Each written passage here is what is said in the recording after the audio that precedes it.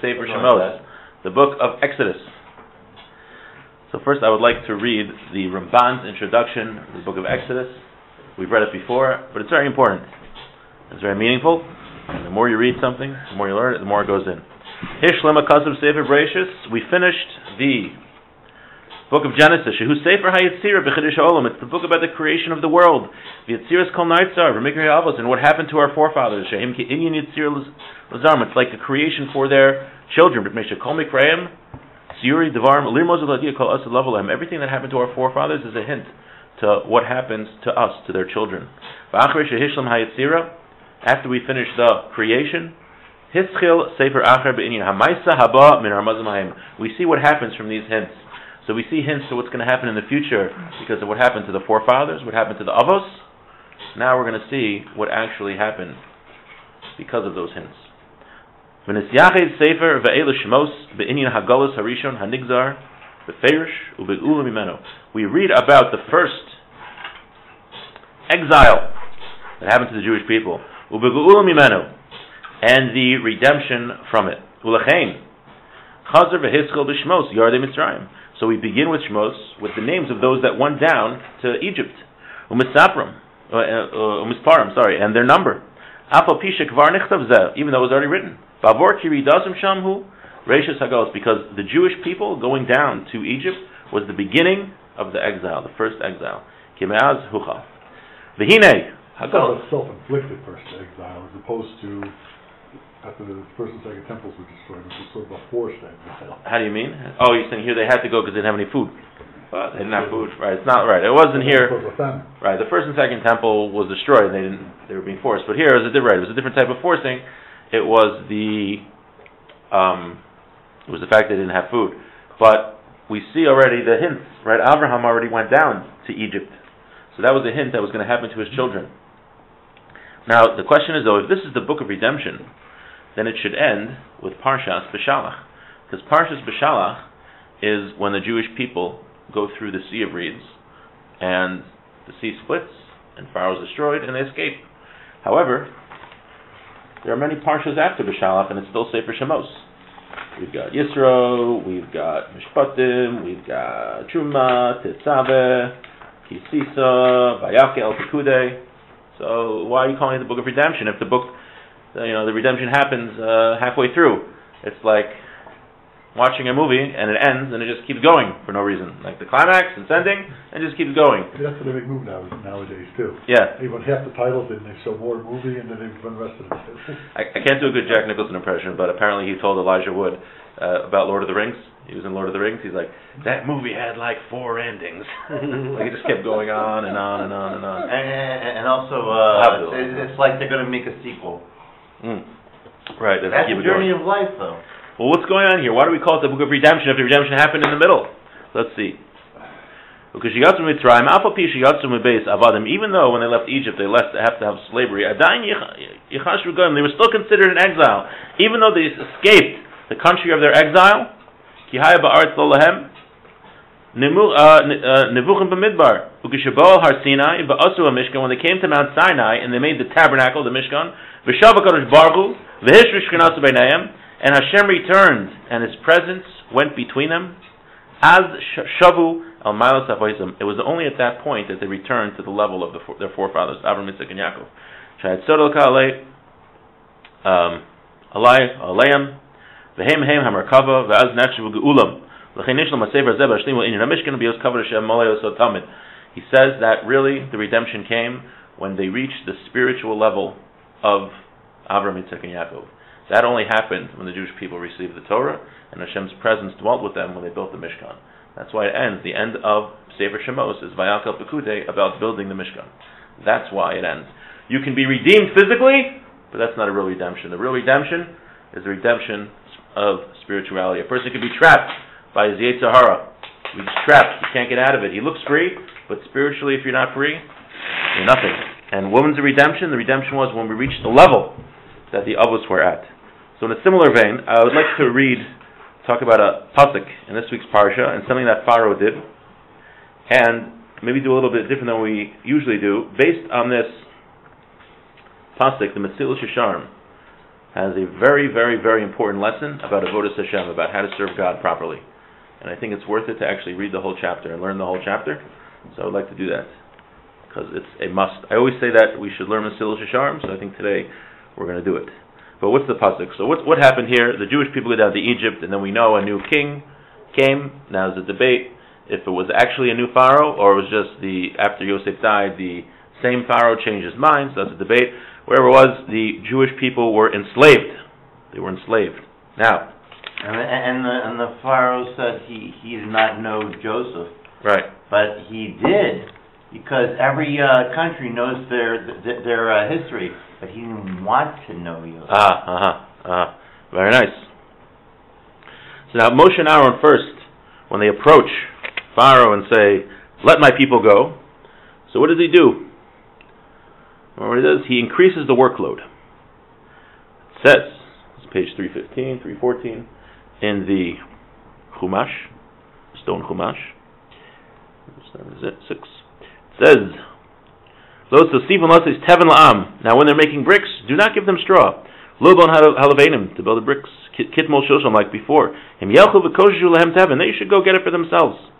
Ves maskainis halavenim asher hemosim timol shosham matasimo leim lo sigru meno ki nirpim heim alkein tzoakim leimor nelcha v'nizbechal elokenu. They're getting too lazy over here. They're making excuses. They want to go serve their God. Let's give them more. Let's not give them straw to make their bricks, but let's still require that they make the same amount of bricks. Tichpad avoda al anashim, the avoda, the service, the work. Sorry, not the service. The work that they had to do was increased. V'yasu va'al yishu v'divrei shaker. Let them have a heavier burden, and let them not pay attention to false words. So soon as Moshe and Aaron asked that to let the people go, Pharaoh responds by increasing the work, but by specifically not giving them straw, but requiring the same amount of bricks. So, in the middle of this chapter, the Mesilas Yesharim is going to cite what Pharaoh did as an example of how the Yetzer Hara tries to defeat us. So I want to start at the beginning, and then when we get to that portion, discuss exactly what Pharaoh was trying to do and how the Yetzer Hara actually imitates what Pharaoh does to us every day. And then I'm going to get on my soapbox a little bit and talk about how it applies to our lives, because I'm passionate about this topic. So this is the second chapter of Mesilas Yesharim. If you haven't learned Mesilas Yesharim, the path of the just, you must do it. You should go out and buy it, or you don't have to go out and buy it. That's old school. You can go on Amazon, you can go on artscroll.com, you can go on feldheim.com. A really good edition is the ArtScroll one, and I'm not just saying that because a friend of mine edited it. About 10 copies over at the Capital Forum. Oh yeah? Kept 2 for myself and the other 8 are here. There you go. That's awesome. Actually, I tell you, my Rosh Yeshiva, I might have said the story once. My Rosh Yeshiva got a letter once from a prisoner, Jewish prisoner, and he wasn't religious when he went into jail, but in jail he became religious, and one of the few svarim that he had there was Mesilas Yesharim. So he sent my Rosh Yeshiva a letter. It was about 20 pages with insights on Mesilas Yesharim. That was the only paper he had. So he kept learning it again and again and again, and he said he had really good insights, the guy. So I think some guys in yeshiva were corresponding with this fellow. You know, he did tshuva. He murdered somebody, but he was trying to do tshuva in jail for what he did. So the Mesilas Yesharim, just a little background, was written by the Ramchal, who we quote very often. The Ramchal was the Kabbalist we were talking about last week, who took Kabbalistic ideas and put them in words that we can understand, and he wrote them for, he wrote the fundamentals of Judaism. And his most famous book is Mesilas Yesharim, The Path of the Just. It is a step-by-step guide of how to be a better Jew and how to be a better person and how to serve Hashem properly. It's like the ethical book. Like if you're going to pick one book of how to become a better Jew, this is it, period. No questions. So this is chapter 2. So he says it's just a very fundamental idea in this chapter of how we should, you'll see. Hine, Inyan has the hero. So the first thing a person has to do is to be careful. Be diligent, be vigilant. Vigilance is a better word. Hushia Adam Nizar B'Ma'asav U'B'Nyanav. A person has to be careful in his actions and things that he does. Klaimar Mizbayin Mefakech Al Ma'asav B'Drachav. A person should think about what he's doing. People don't think when they do things. First thing, think about what you do. Hatovim Heim Imlo. Is what I'm doing good or not? My direction in life, is it good or not good? Seems pretty obvious. That he shouldn't expose himself to utter destruction, God forbid. And he shouldn't just live his life by rote, like a blind person in the darkness.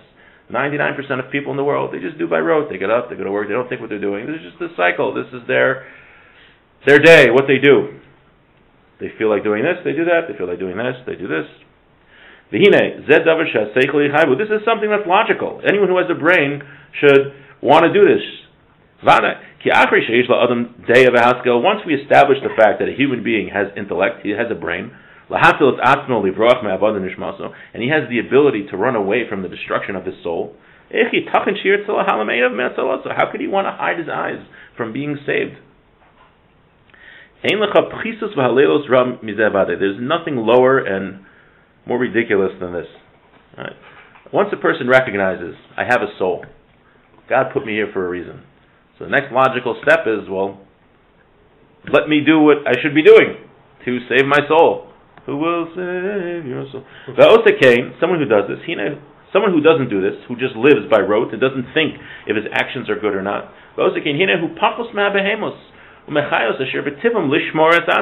He's worse than an animal.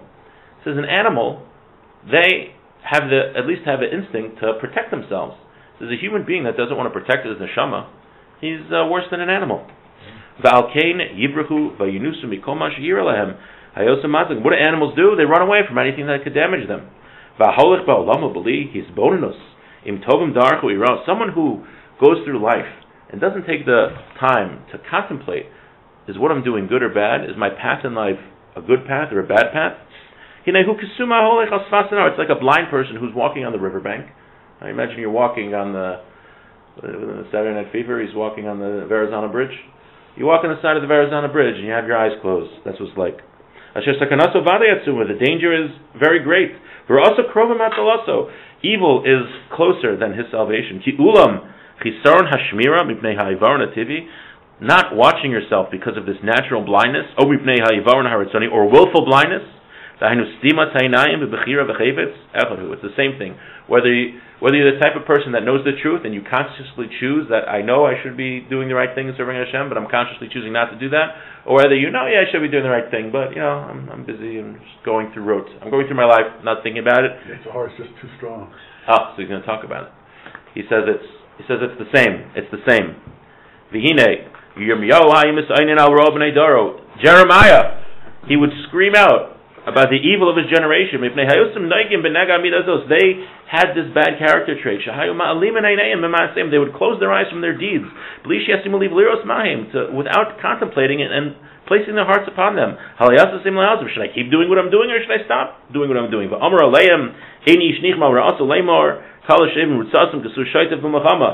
I hearkened and heard, they do not speak properly, no man regrets his wickedness, saying, what have I done? Each one turns away in his course as a frightening horse into battle. They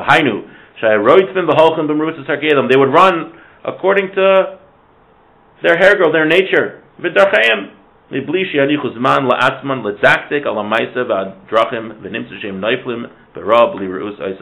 said they would just live their lives by road without taking the time to contemplate what they're doing. The Ramchal is telling us a very important thing. Most important thing, the first thing it says in the Sefer. What's the first way to beat the Yetzer Hara?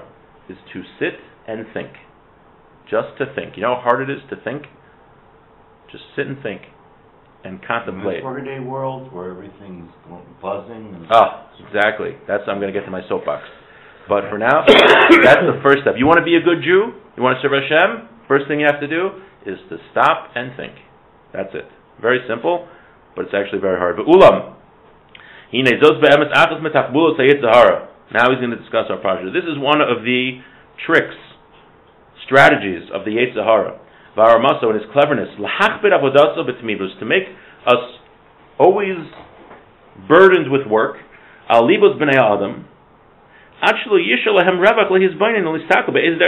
so busy with work they don't have time to take a break and to contemplate what they're doing with their lives. Am I going the right way or the wrong way?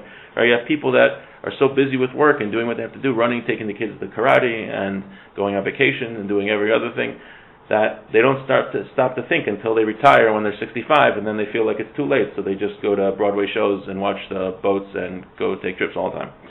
Ki yadua hu sheulule hay somim libum kemat kat al darcheim vaday shemiyad hay maschim linachum asem. The Yetzer Hara knows that if people would take a moment to think about their lives and think about their deeds, they would change right away.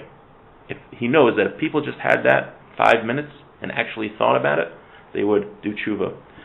The regret will be so much, and you just increase the regret for him until they would just abandon sins totally. And this is what Paro did. What did he say? Make the work great on the people. He said, you have to keep making the same amount of bricks, but I ain't giving you straw anymore. And you got to make the same amount of bricks.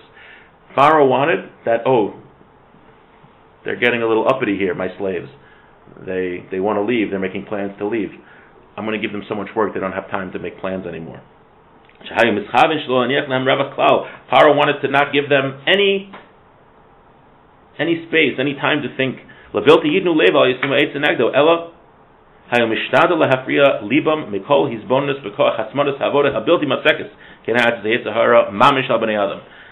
So Pharaoh wanted them that they would just be so busy with work all the time that they wouldn't have time to think. And he says, Mamish, literally this is what the Yetzer Hara does to us. Ki ish milchamahu. The Yetzer Hara is a man of war. He's a warrior.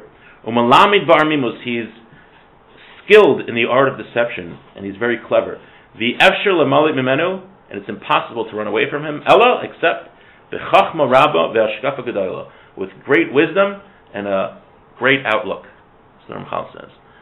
The Yetzer Hara tries to make us so busy all the time and so distracted that we don't have time to think. Because in order to be a good Jew and to serve Hashem properly and to live a valuable life, a person needs to be able to have the time to sit and think if he's doing right or if he's doing wrong. And the Yetzer Hara is extremely clever, and he says, you're going against such a clever being as the Yetzer Hara. If you don't plan and think about it, how are you going to defeat him? Don't stand a chance. You lose before you even get started. I just read a book about Ulysses S. Grant, and the whole book so that was interesting in the book about order number 11 when he kicked out. So they claim more profiteering. Right. So they claim later he did tshuva, but it's obviously for political reasons. But he did. He sat, and when he was president, he sat in a shul for 3 hours and listened to the rabbi's drasha, and part of it was in Hebrew. So that was interesting. But you're right. That was probably for political reasons, but who knows? Correct. But the point about Grant was that when he defeated Lee was like the most clever general in the Confederacy. Grant trained at West Point. Right. And he graduated much higher in the class. I think he was number 2 with no demerits, and Grant was somewhere in the middle. But Grant was a drunken fool. And also, so this book was a champion. They claim that he was smart. But what they do say about Grant was that to beat Lee, this clever general, he had to sit and think of what is Lee going to do? How am I going to? He's going to attack me like this. I have to outflank him like that. He's going to use these guns. I have to use these cannons. Grant had to sit and think and plan. If Grant would have just gone in against Lee, he wouldn't have stood a chance. Right. The same thing with the Yetzer Hara. The Yetzer Hara is Robert E. Lee. He went to West Point. He's second in his class. If we don't sit and think about how we're going to beat him, we don't stand a chance. And everyone's life is different, right? Your Yetzer Hara is not my Yetzer Hara. Your challenges are not my challenges. If we don't do it ourselves, we can't have a rabbi tell us, you can beat the Yetzer Hara like this. He can give you advice and say, this is a common tactic of the Yetzer Hara. This is the type of thing the Yetzer Hara likes to attack. But we know ourselves. Only us, we know our own challenges. And we have to take the time to sit and think to what we can do to beat the Yetzer Hara. But he's saying the point is, if you don't sit and think, you don't stand a chance. The battle is over. It's like General Grant going to fight Robert E. Lee without having a battle plan. Right? Is that why we need to recharge? And is that why we have Shabbos? That's a benefit of Shabbos. I don't know if it's the reason why, but it's definitely, Shabbos is a time where it's very beneficial for this. I find it the best, for me personally, I think most people do, that it's the best time to be able to sit and think. But even on Shabbos, you could be busy. You have especially on short days like this time of right, year. Short Shabbos, yeah. You have no time to take a nap or sit and study because you go from shul to home and turn yourself right back around and go back to shul. And then you go, if you live in a bigger community, maybe you have a Shalom Zachar, and then you have a Kiddush, and then you have an Ofrof, and you're running, and then you have to do this, you have to do that, and you don't even have time to think about serving Hashem on Shabbos was the most important part. So just finish this part. This is what the prophet says. Simu levavchem al darcheim, place your hearts on your ways. U'shlomo Amar b'chachmaso, King Solomon said, Al titein sheina leinecha usnuma lefabecha, don't let sleep go to your eyelids. Hinato ketzvi miyad, and that you should save yourself like a deer from the hand, like a bird from the hand of the snare. V'chachmeinu zal Amru, the rabbi said, Kol Hashem or chaysa ba'olam hazeh, zeicha b'rosa b'shul shel HaKadosh Baruch Hu. Whoever places or contemplates about his paths in this world, he will see the salvation of Hashem.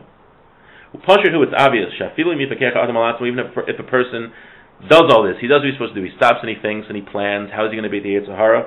Ein b'kochel inasai. He still can't beat the Yetzer Hara. Hilulei, HaKadosh Baruch Hu, if it wasn't for the fact that Hashem helps us.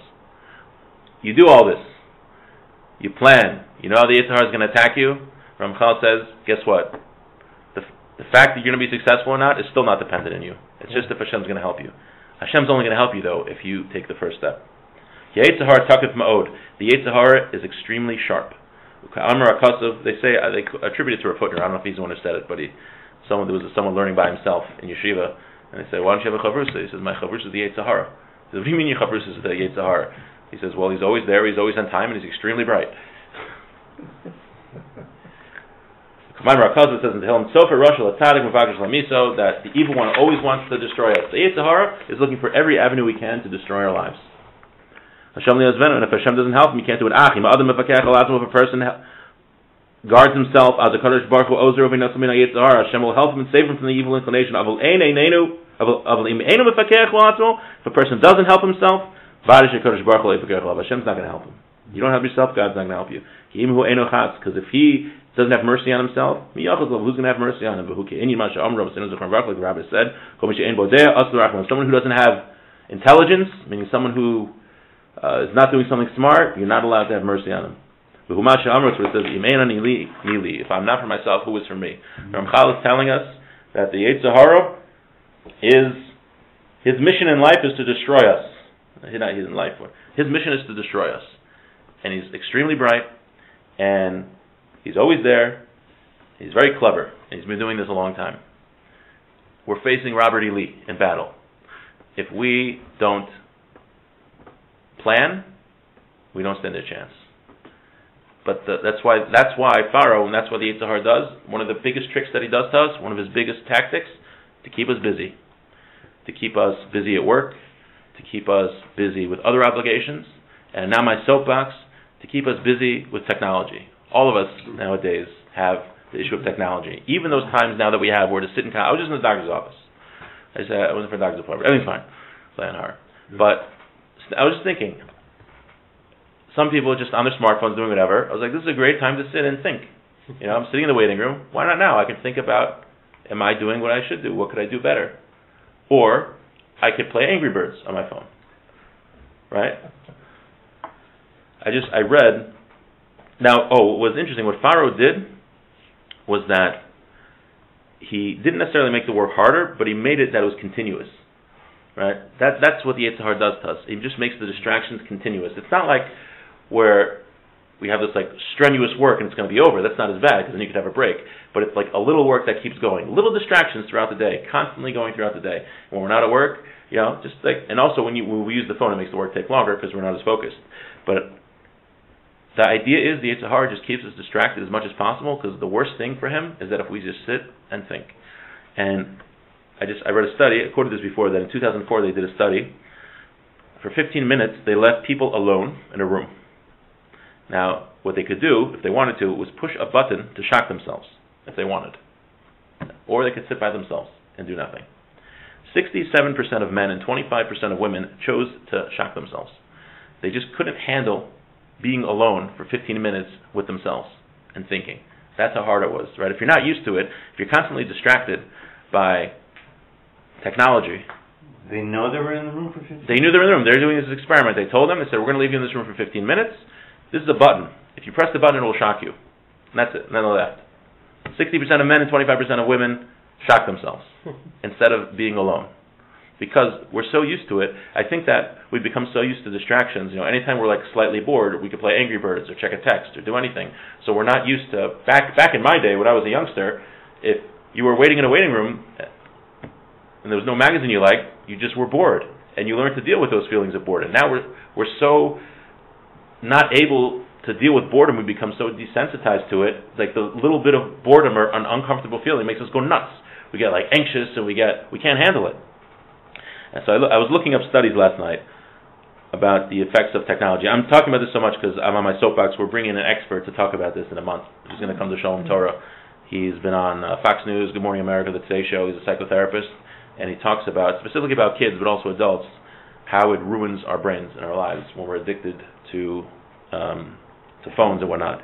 So he said there's different types of ways that the phone and other technology affects our brain. He says certain things are the obvious. When the phone beeps, so you have to pick it up, so you get distracted from what you're doing, right? You can't think. But there's other things. He says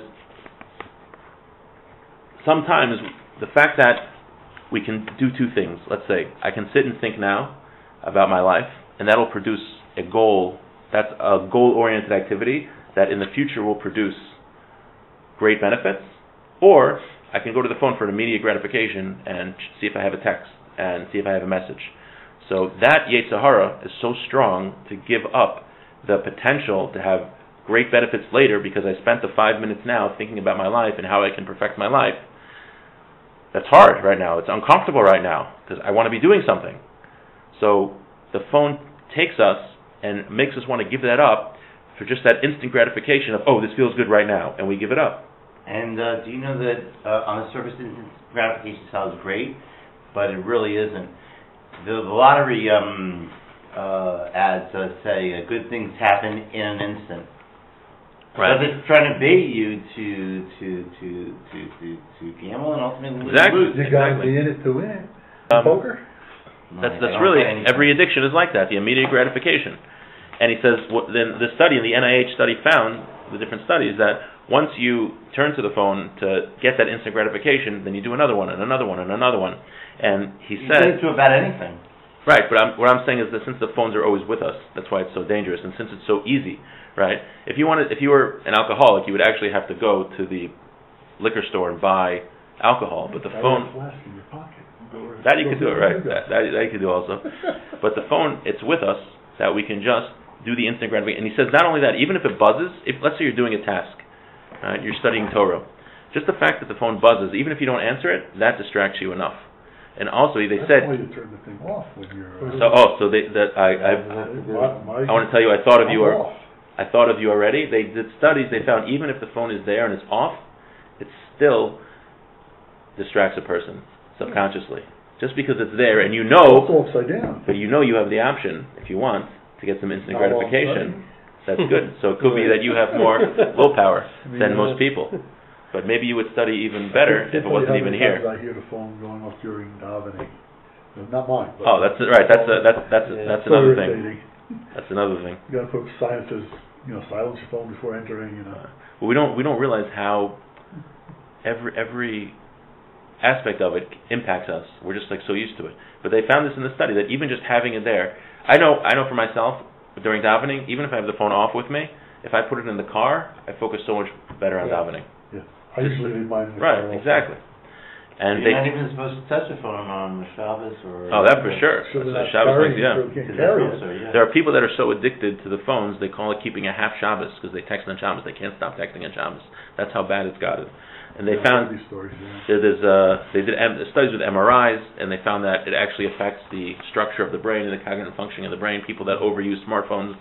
There's a study that the average teenager in America uses it for 9 hours a day. Let's conclude. Oh, yeah, only. I think my kids use it for more than that. I also saw this guy, Tim Kendall. He was a former executive at Facebook. I just want to read a quote that he said to Congress a few weeks ago. The tobacco companies initially just sought to make nicotine more potent, but eventually that wasn't enough to grow the business as fast as they wanted. And so they added sugar and menthol to cigarettes so you could hold the smoke in your lungs for longer periods. At Facebook, we added status updates, photo tagging, and likes. He's comparing the addictive nature to how they made Facebook, and obviously it applies to other social media, to cigarettes. Mm-hmm. So we don't realize. Why am I bringing all this up? Because that's what the Ramchal is saying, the Yetzer Hara does. That's what Paro did to us. Just make us so distracted all the time that we never take those moments where 30 years ago, 20 years ago, we just would have been bored, and we might have sat and thought about, what am I doing with my life? Is it good that the amount of time I'm learning Torah? Is it good the amount that I focus on my davening? Is there another way that I could be improving my service of Hashem to live the purpose of my life? If we don't sit and think about those things, we don't stand a chance. That's what Pharaoh did. That's what the Yetzer Hara continues to do us. And like the Ramchal said, he's brilliant, the Yetzer Hara. He's very bright. He's the Robert E. Lee of spirituality. We have to take down his statue, and we have to learn how to defeat him. Okay.